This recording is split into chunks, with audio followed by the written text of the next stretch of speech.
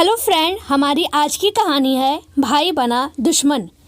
मीरा ने जो ही रसोई का कचरा डालने के लिए घर के पिछवाड़े का द्वार खोला, सामने एक सुदर्शन युवक को उसी तरफ घूमता पाकर शकपका गई। उसके बिना इधर उधर देखे जल्दी से ढेर पर कचरा डाला और अंदर जाकर तुरंत द्वार बंद कर दिया। बड़ी मुश्किल से अपनी बढ़ी हुई धड़कनों पर काबू पाया। उसे समझ में नहीं आ रहा था कि आखिर वो कौन है और उसे इस तरह क्यों घूर रहा था। पहले तो कभी उसे वहाँ नहीं देखा। मीरा का उस गांव की निम्न मध्यम वर्गीय कॉलोनी में छोटा सा 2 कमरों का घर था। आंगन का द्वार कच्ची गली में खुलता था, जिसका उपयोग महिलाएं अक्सर कचरा डालने के लिए ही करती थी। चूँकि सुबह मुँह अंधेरे ही सफाई होकर कचरा वहाँ से उठ जाता था, तो मीरा जल्दी उठकर सबसे पहले यही काम करती थी, ताकि द्वार के सामने गंदगी ना रह जाए। उस कॉलोनी के सभी घर लगभग इसी तरह बने हुए थे। पिछवाड़े का द्वार खोलते ही सामने वाले घरों की कतार का पिछवाड़ा नजर आता था। दाहिने तरफ वाले घर की शौमिनी यानी मीना की अम्मा और मीरा की अम्मा के बीच अच्छी दोस्ती थी। वो अक्सर पिछवाड़े से ही एक दूसरे के यहाँ आना जाना करती थी। मीरा से कुछ वर्ष बड़ी थी और उसका विवाह हो चुका था, अतः मीरा का सबसे अधिक परिचय नहीं था। कभी कभी वो उनके घर अपनी माँ को बुलाने चली जाती थी, तो औपचारिक बातचीत हो जाती थी। वो युवक मीरा को उसी घर की तरफ वाले हिस्से की बाड़ के अंदर खड़ा दिखा था। उसने सोचा कोई रिश्तेदार होगा, वो क्यों सर फोड़े, मगर उसका वो घूरना मीरा के मन को विचलित कर रहा था। दूसरे दिन भी जब यही हुआ तो मीरा असमंजस की स्थिति में पहुंच गई। 1 महीना पहले ही तो पास के ही शहर में उसकी सगाई हुई है, कहीं वो बिना बात बदनाम ना हो जाए, सोचकर उसने अपना कचरा डालने का समय ही बदल दिया। अब वो रात को ही सारे काम निपटाकर कचरा बाहर डाल देती थी। 2 दिन ठीक से गुजरे। तीसरे दिन जब वो कचरा डालने लगी तो उसने गली की तरफ उस तरफ वाली नाली के रास्ते पर एक काले सांप को उसी घर में घुसते देखा। मीरा ने घबराकर उन्हें सावधान करने के लिए आगे बढ़कर उस घर का दरवाज़ा पीटना शुरू कर दिया। जल्दी पिछवाड़े की बत्ती जली और द्वार खुला तो मीरा सामने उसी युवक को देखकर हतप्रभ रह गई और घबराहट में सांप भूलकर उल्टे पांव वापस जाने ही लगी थी कि उस युवक ने उसका रास्ता रोककर पूछा, तुम मीरा हो ना? अपना नाम उस युवक के मुंह से सुनकर मीरा का कलेजा धड़कने लगा। घबराई आवाज में उसने स्वीकार उक्ति में सिर हिलाते हुए प्रश्न किया, मगर मैं तो आपको नहीं जानती, आप कौन हैं? मुझे कैसे जानते हैं और मेरे नाम से आपको क्या लेना? कहते हुए वो आगे बढ़ने लगे कि युवक ने उसका हाथ पकड़ लिया और चुप रहने का इशारा करते हुए अनुनय के स्वर में कहा, चिल्लाना मत मीरा प्लीज़, मैं श्याम हूँ, तुम्हारा मंगेतर। यहाँ अपनी भाभी को लिवाने आया हूँ। उसी ने मुझे कल तुम्हारे इसी द्वार से बाहर निकलते समय तुम्हारी तरफ इशारा करके यह बात बताई थी। वैसे तो भाभी को लेने भाई साहब ही आते हैं, मगर इस बार जानबूझकर मुझे भेजा ताकि मैं अपनी होने वाली दुल्हन को देख सकूं। हाय राम, आप यहाँ, मुझे जाने दीजिए, कोई देख लेगा। इस अंधेरे में गली में कोई नहीं झांकेगा और घर में भी इत्तेफाक से अभी कोई नहीं है। कहते हुए उसने मीरा का हाथ चूम लिया। हाय राम, ये आप क्या कर रहे हैं? मुझे जाने दीजिए प्लीज़। ये हाय राम की रट क्यों लगा रखी है? मेरा नाम श्याम है, हाय श्याम कहो तो छोड़ दूंगा। हाय राम, मैं आपका नाम कैसे ले सकती हूँ? फिर वही राम, मैं कहता हूँ ना, जब तक श्याम नहीं कहोगी जाने ना दूंगा। अच्छा श्याम, अब जाने दो, मुझे ना देखकर अम्मा बाहर आ जाएंगे। मीरा का हाथ थर थर कांपने लगा था। मीरा, परसों शाम तक मैं वापस चला जाऊंगा, या तो इत्तेफाक ही है कि तुम यहाँ आ गई और मुझ खुश नसीब को यह अवसर मिल गया। कल सुबह तुम अपने उसी समय पर कचरे डालने के लिए बाहर निकलना, मैं तुम्हें वहीं खड़ा मिलूँगा। तार की बाड़ के पास पत्थर में लिपटा हुआ कागज़ का पुर्जा होगा, तुम उठा लेना और पढ़कर जवाब लिखकर उसी तरीके से वहीं रख देना। मेरी नज़र इसी तरफ ही रहेगी। मगर मैं यह पूछना तो भूल ही गया, तुम यहाँ किस प्रयोजन से आई थी? वो इस तरफ सांप घुसा था। अरे न जाने कहाँ चला गया होगा। अच्छा उसे तो मैंने ही तुम्हें बुलाने के लिए भेजा था, कहकर हंसते हुए श्याम ने फिर से उसका हाथ चूम लिया। मीरा का रोम रोम पुलिक और शिहरन से भर गया। वो हाथ छुड़ाकर तेजी से अपने घर में घुस गई।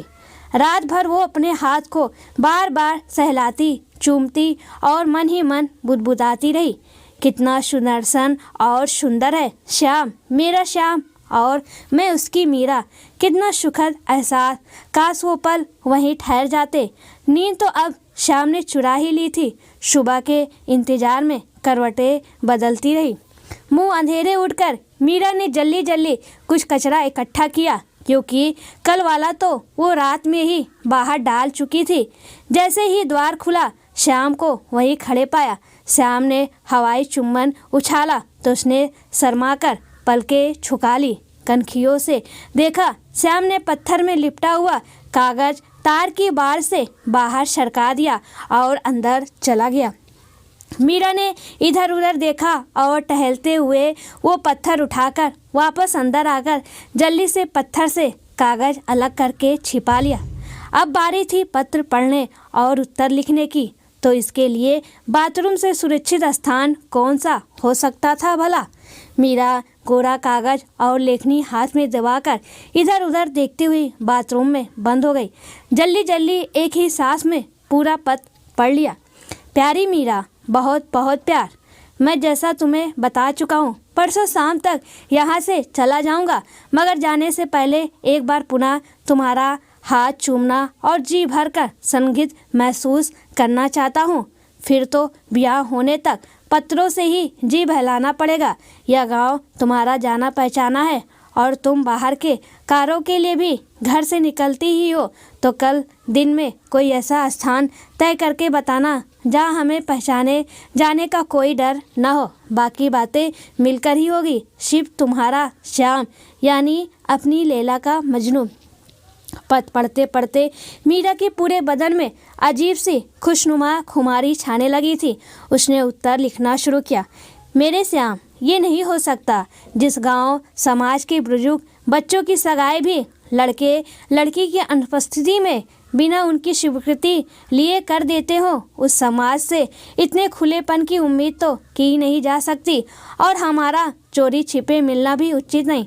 मन की मार कर मिले तो भी तुम इस छोटे से शहर में नए हो, तुम्हें तो कोई नहीं पहचान पाएगा, मगर मैं कहीं भी आसानी से पहचान ली जाऊंगी। अतः अभी मिलने और प्यार जताने की उम्मीद छोड़ दो। सिर्फ 6 महीने की तो बात है, तब तक इंतजार ही करना होगा। यह पत्र भी छिप कर लिख रही हूँ ताकि किसी का उल्हाना न सुनना पड़े। और हाँ, तुम हमारे प्यार की तुलना लैला मजनू अथवा अन्य किसी अनऐतिहासिक प्रसिद्ध प्रेमी युगल से कभी मत करना। ये तो तुम जानते ही हो श्याम कि जिन प्रेम कहानियों को दुनिया प्यार का प्रतीक मानती चली आई है, उनमें से अधिकांश के नायक नायिका प्रेम के परिणति यानी पढ़ने सूत में बंधने से पहले ही जुदाई का जहर पीने को मजबूर कर दिए गए। विवाहोपरांत उनका जीवन कैसा होता यह कोई नहीं बता सकता, लेकिन हमारी कहानी पढ़ने से शुरू होकर प्रेम की परिणति तक पहुंचेगी और हमारी प्रेम कहानी में जुदाई का कोई अध्याय नहीं होगा। यह मीरा अपने श्याम से जुदा होने के लिए नहीं, बल्कि एक साथ जीने मरने के लिए जन्मी है। सिर्फ तुम्हारी मीरा। 6 महीने बीतते देर कहाँ लगती है। मीरा ने श्याम को तो तसल्ली दे दी, मगर उसके लिए ये 6 महीने 6 युगों से कम ना थे। जैसे तैसे समय बंजारे ने उसे श्याम से मिलन के पलों तक पहुंचा ही दिया और मीरा श्याम की दिल दुनिया आबाद करने दुल्हन बनकर ससुराल आ गई। परिवार में श्याम और उसके अलावा जेठ जेठानी और उनके 2 बच्चे थे। सास ससुर 6 वर्ष पहले ही एक एक करके काल कवलित हो चुके थे। वो किराने के थोक व्यापारी थे। शहर में उनकी छोटी सी दुकान थी, मगर इतनी कमाई हो जाती थी कि गुजर बसर आसानी से हो सके।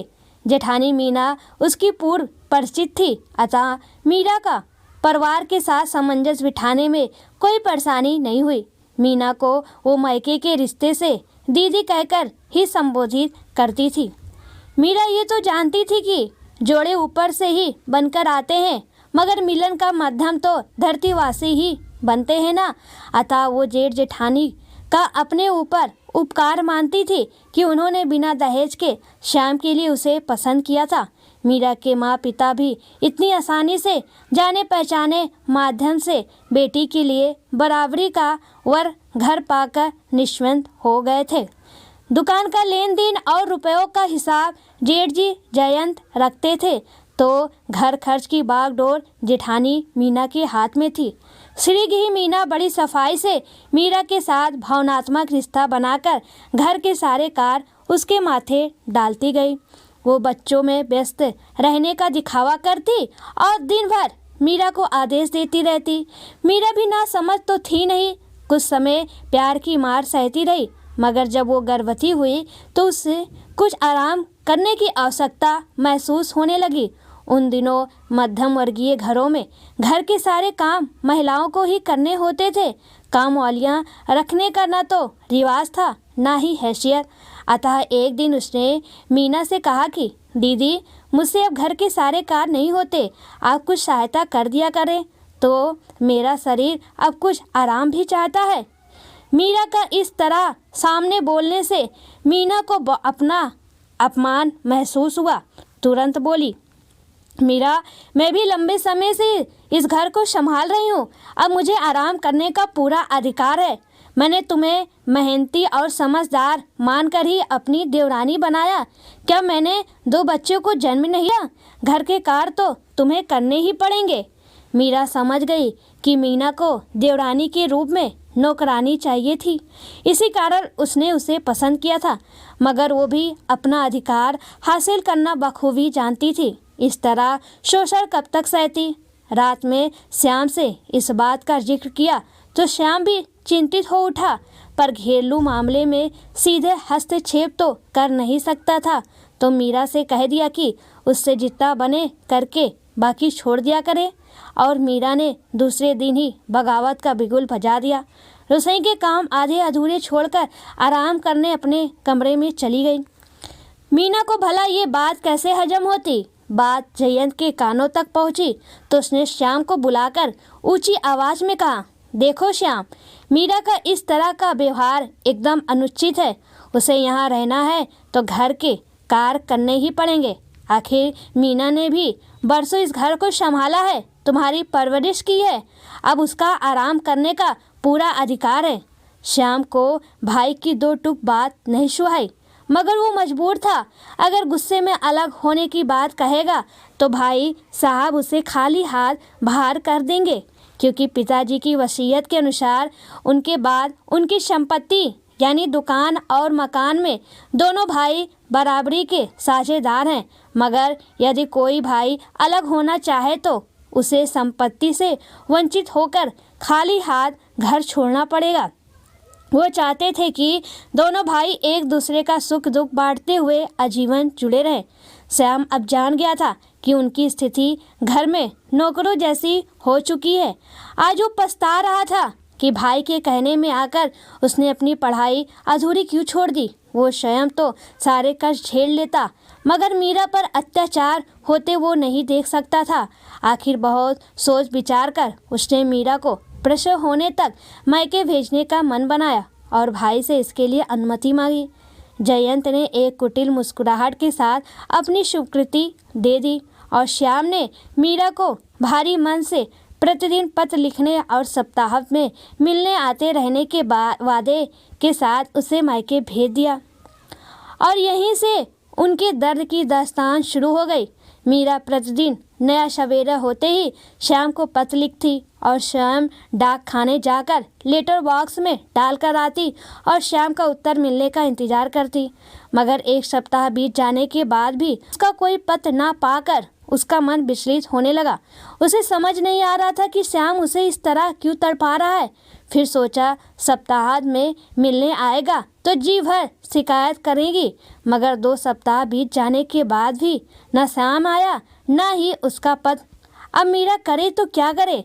तरह तरह की आकांक्षाओं से उसका मन बिधने लगा।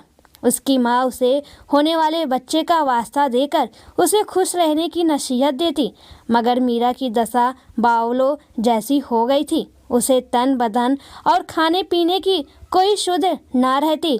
उसे लगता कि नियति ने उन्हें भी बिछड़ने के लिए ही मिलाया था। क्या पढ़ने के बाद भी उनका प्रेम खंडित हो जाएगा, यह सोचकर उसके मन में निराशा घर करने लगती और जीवन से मुक्त होने के विचार आते। पर अपने पेट में अपने प्यार की निशानी पलती देखकर उन विचारों को झटक देती। इधर श्याम की दशा भी उससे अलग ना थी। वो भी मीरा के पत्र ना पाकर दीवानों जैसी स्थिति में पहुंच चुका था। उन दिनों टेलीफोन देश में तो आ चुका था, मगर बहुत रईस लोगों के घरों में ही होता था। श्याम आखिर मीरा का हालचाल कैसे जाने। एक बार जयंत ने से ससुराल जाने की बात की तो उसने फिफर कर कहा, कान खोल कर सुन लो श्याम, अगर इस घर में रहना है तो तुम्हें दूसरा विवाह करना पड़ेगा। तुम्हारी भाभी तुम्हारी सेवा नहीं कर सकती और उस वृद्धोही लड़की मीरा को मैं इस घर में नहीं देखना चाहता। मैंने अपने एक मित्र दुर्गा दास की लड़की रजनी से तुम्हारा रिश्ता तय कर दिया है। वो आर्थिक रूप से हमारी हैसियत के ही हैं और रजनी सुंदर होने के साथ ही विनम्र और मेहनती भी है। तुम्हारे पास सोचने के लिए 2 महीने हैं। सुनकर श्याम को तो जैसे काठ मार गया। भाई साहब इस हद तक गिर सकते हैं, इस पर उसे विश्वास ही नहीं हो रहा था। अब उसे आगे कदम बढ़ाने के लिए कोई मार्ग नहीं सूझ रहा था। उसके लिए मीरा से दूर रहना असंभव था। दूसरे विवाह का तो सवाल ही नहीं उठता था। घर छोड़कर खाली हाथ कहाँ जाएगा। उसे अपने स्वर्गवासी पिता पर भी बहुत क्रोध आया कि ऐसी वसीयत लिखते समय उन्हें यह विचार क्यों नहीं आया कि भाई साहब उसे धोखा भी दे सकते हैं। ऐसे में उसे स्कूल के दिनों के एकमात्र हमदर्द मित्र अर्जुन की याद आ गई। उनके विचार आपस में बहुत मिलते थे। अर्जुन कक्षाओं में अपनी तिगड़मबाजी से वो छात्रों की हर समस्या का समाधान पलों में खोज लाता था। श्याम की उसने बहुत सहायता की थी। कभी कभी पढ़ाई के सिलसिले में दोनों का एक दूसरे के घर जाना भी हो जाता था। मगर पिताजी के अक्सर बीमार रहने के कारण बाद जयंत ने 8वीं पास करने के बाद श्याम की पढ़ाई छुड़वाकर सहयोग के लिए दुकान में लगा दिया था। वो अर्जुन से भी गैर जाति का होने के कारण खार खाता था। श्याम से उसकी मित्रता उसे शुरू से ही पसंद नहीं थी, अतः पढ़ाई छूटते ही उसकी अर्जुन से हमेशा के लिए दूरी बन गई थी।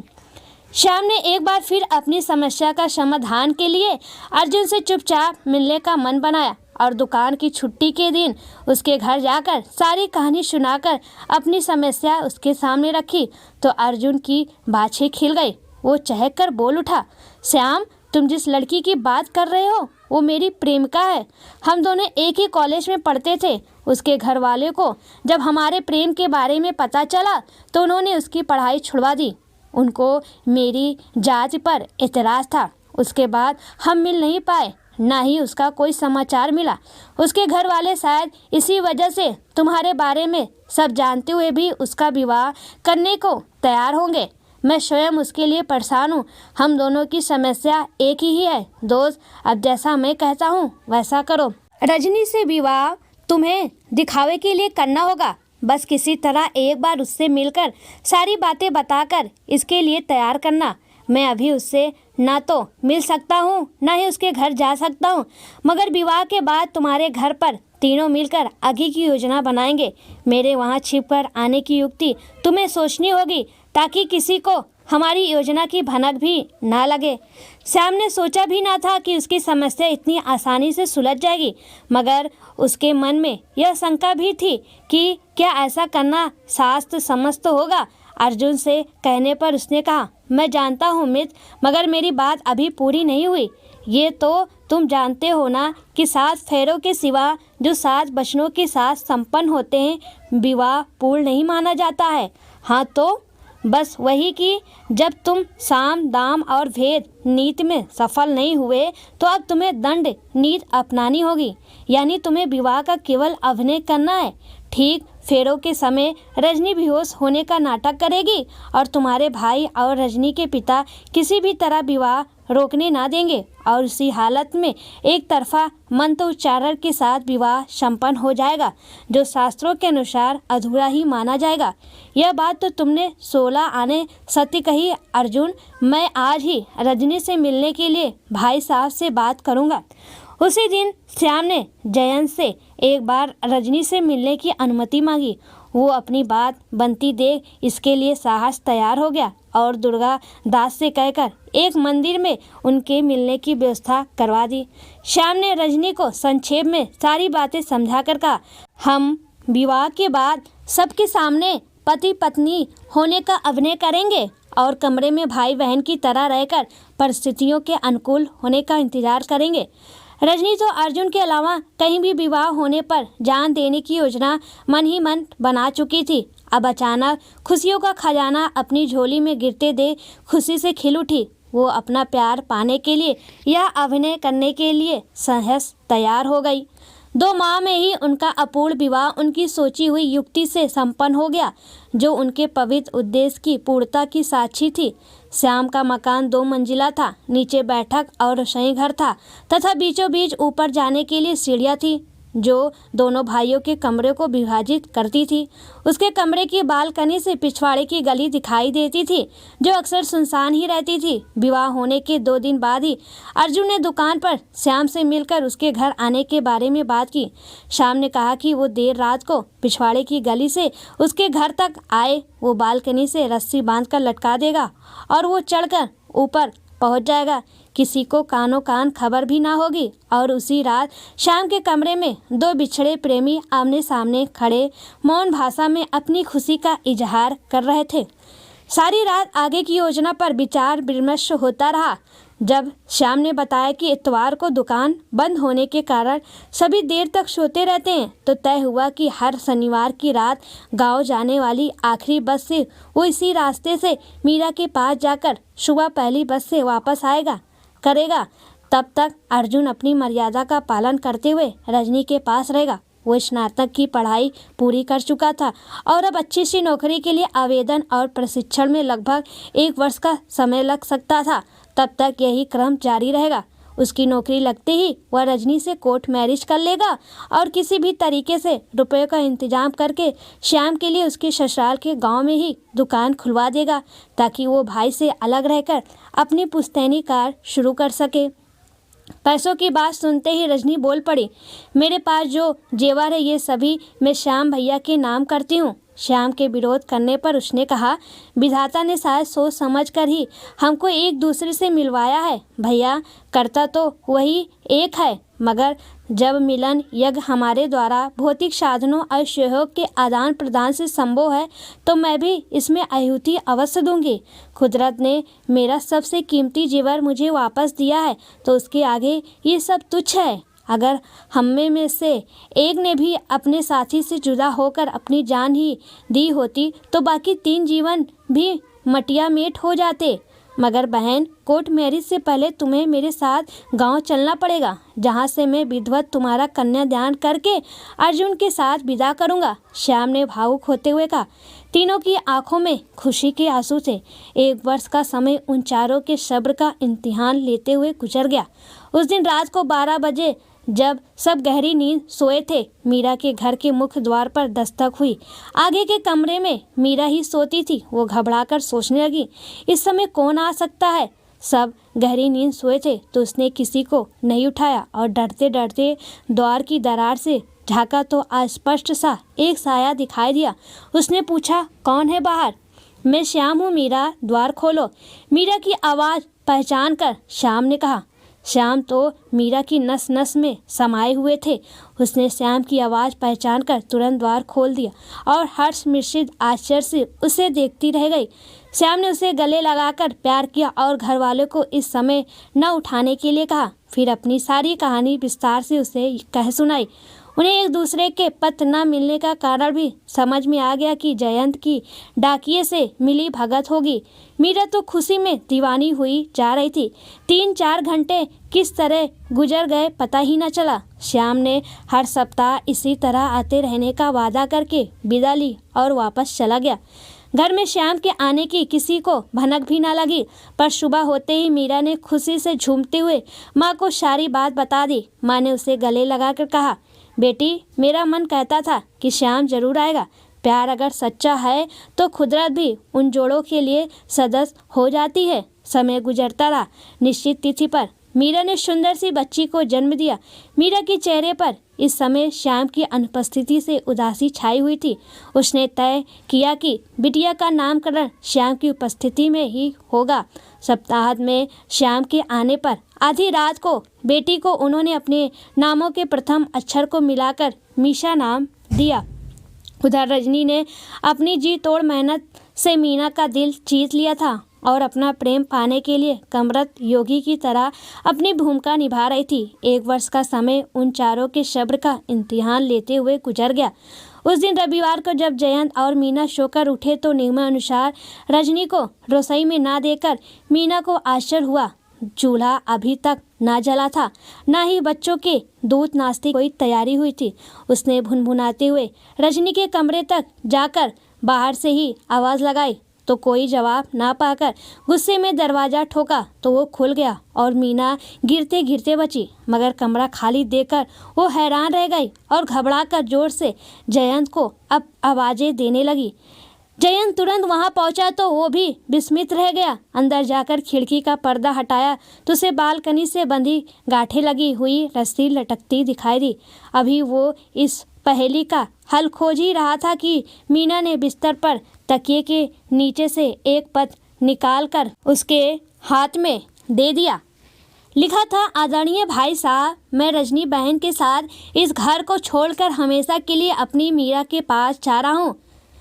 तुम इसे मेरा पलायन न समझना। मैं चाहता तो किसी भी तरीके से अपना अधिकार ले सकता था, मगर मैं अपने स्वर्गवासी सम्मानित माँ पिता द्वारा की गई वसीयत को चुनौती नहीं दे सकता और नहीं चाहता कि रजनी बहन को उसके प्यार तक पहुँचाने में कोई व्यवधान उपस्थित करे। आपने एक परिणीता को पति से जुदा करने का जो अपराध किया है उसका दंड कुदरत आपको अवश्य देगी। आपका नालायक भाई श्याम। और उधर चारों एक होकर खुशी खुशी साथ रहने लगे।